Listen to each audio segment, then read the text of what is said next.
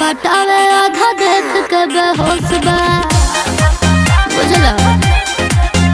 हाँ आधा पटावे आधा देख के बेहोश बा।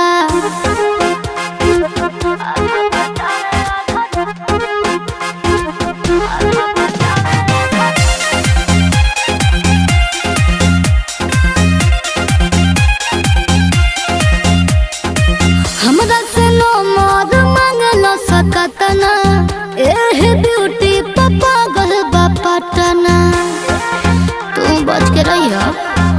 एह हमरा से नो मोर मांगला सकतना एह